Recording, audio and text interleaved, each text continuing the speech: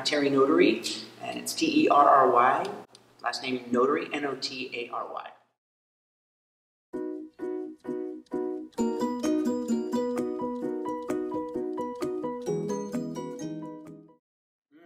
You know, it starts with figuring out the history of the character. Really, for me, when I'm working on a different character, I'll go in and I'll take long walks, usually on the beach, and I just go, what is it? What is it? What is the history of this character? What's the blueprint that this character comes with? Because everyone has a blueprint. We all come to the table with history and how that's shaped you as a human being, say. And what are your traits? How do you see things? What drives you? What scares you? What makes you? Where are you going? And what fuels that?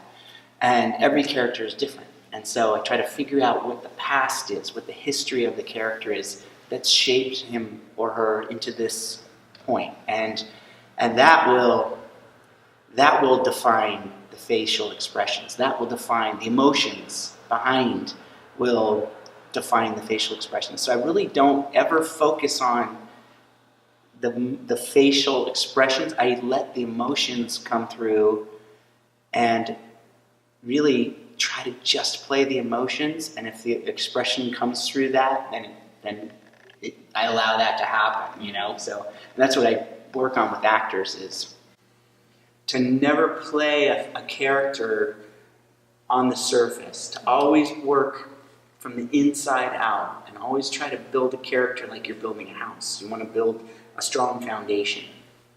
And the last thing you want to do is put decorations up. You want to put all the accoutrements and the decorations and all the fancy stuff up last. But first of all, you want to build a really solid foundation of what the basis of this character is. What's the history? What's the past?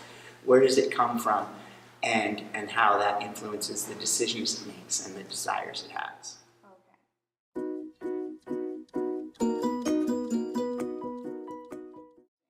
Well, one of the most challenging things is when you're developing a character and you start to find what the history is and how you want to implement that into yourself, is sort of undoing all of your own personal history that you have.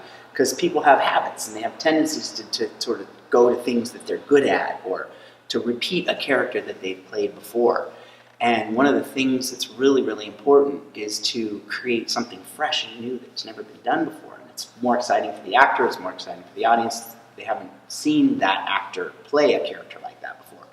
So a lot of that involves understanding who you are as a person and what you bring, and the habits and the tendencies that you have, the safe zones that you have to sort of go, no, I'm not going to go to that favorite place that I am comfortable in. I'm going to challenge myself and try to do something that's new and different. And that's the scary process, but it's also fun. But you have to sort of figure out your makeup as a human being and sort of create a neutral blank canvas, I call it. And by doing that, you just start with being completely, you release all your tensions, all your fears, really, you know, that creates tension in your body. And you start with this neutral body, and then you start to pepper in the things that are right for the character. Maybe he's head-driven, so he leads with the face, and maybe there's tension in the shoulders and neck, or maybe there's no tension at all. Maybe he leads with the back. And there's he leads from back here, or maybe he's a very front body person, or maybe it's a mid body character that's really grounded and centered and neutral with a wide peripheral. So you gotta play with those things and you gotta undo any habits that aren't right for the character, and so it's kind of like creating that neutral blank canvas is the most challenging thing, first of all.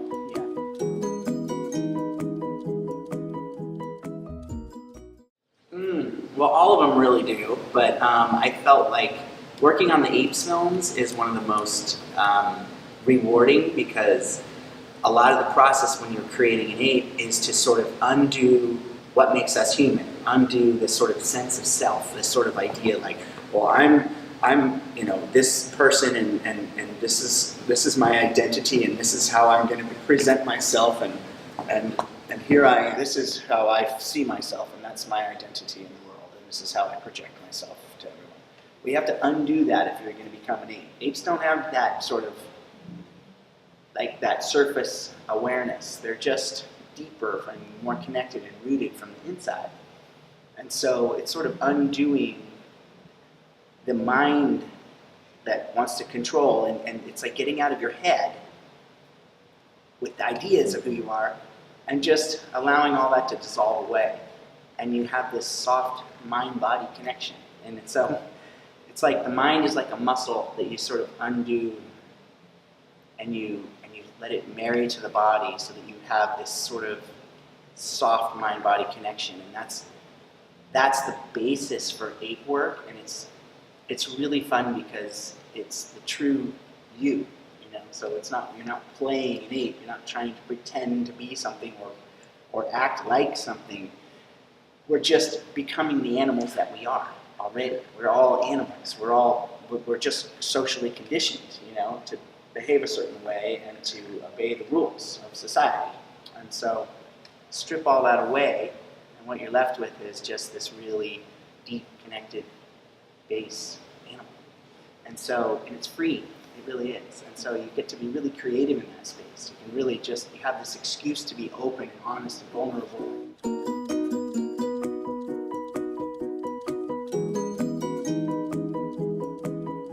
We have a head cam on with a facial capture. We have dots and markers on our face. And they take all of our expressions and translate them onto the ape, for example. So it's all of our expression, really. They just take our eyes, and they actually use the real movement of our eyes to play the character as well. Because so much subtlety is in how we flit our eyes and the little micro checks in the movement of the face. We subconsciously read all of that stuff, and there's more dialogue in the subtle facial expressions than there is in the actual dialogue in the film, I think. So it's a very important thing to be aware that you have to be emotionally connected to everything that you do, obviously, so that your facial expressions are truly reflecting what's really happening, rather than trying to put on, any kind of face that you think might be, translating. It usually doesn't work. So we really don't think about the facial expressions. We just allow the emotions to really bring up the subtle expressions, and it reads. It really does. It translates really well.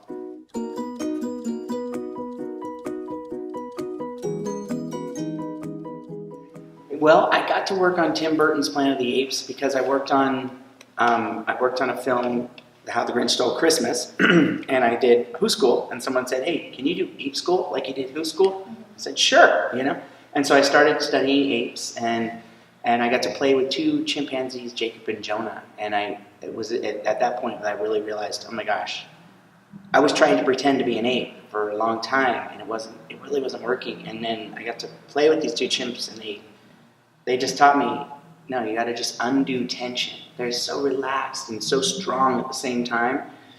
I was like, oh my God, there it is. It's just like I got hugged by this chimpanzee, and it was like the softest, strongest hug I've ever had in my life, and it felt like, whoa. It was like, it wasn't hard extrinsic body. It wasn't like outside body. It was like it was hugging me from the inside, and it was like, that's it. That's the basis. And he looked at me, and it was like the openness in his soul was so real. It like looked right into me, and I was like, I got scared for a second, and I was like, oh my God, that's it. That's it. They're like open children. They're like kids, that are just but they feel fear, but they don't hide it. They don't hide, mask, and like pretend they're not afraid. They feel it, and they allow it to flush through them. So I said, okay, that's what we need to do. We need to go back to the drawing board and really find that place in ourselves where we can just be open and real and just centered and neutral and be able to look into each other and really feel things, and rather than trying to, put on any kind of, human traits of protection. It's all protection. It's what it is, fear. And so for the last 3 Planet of the Apes, from Rise, Dawn, and War, I really got to focus on that, and I feel like that's when the film started getting good, performances.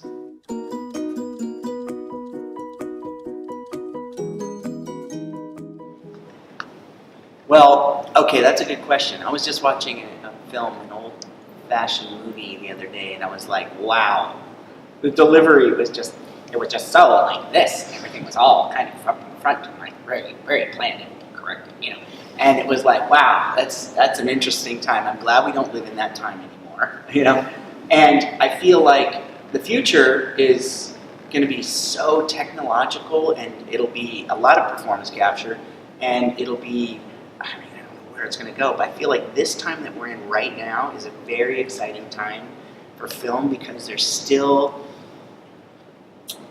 making movies the way we did with film, but we're using digital, and we're at this age where we can create worlds now that you can imagine, and you can, anything that you can imagine now can be created, but we still need the meat and the potatoes, which is always the story. The story. It's always about that has good characters, that have good arcs, and that have, resolution, because that's what we all crave, And I feel like that storytelling will forever be the root of film, and the best thing that, we all look forward to in the future is to please continue to tell good stories, because if the technology starts to take over and become the gimmick that sells tickets, then I think we're all in a world of hurt. But I think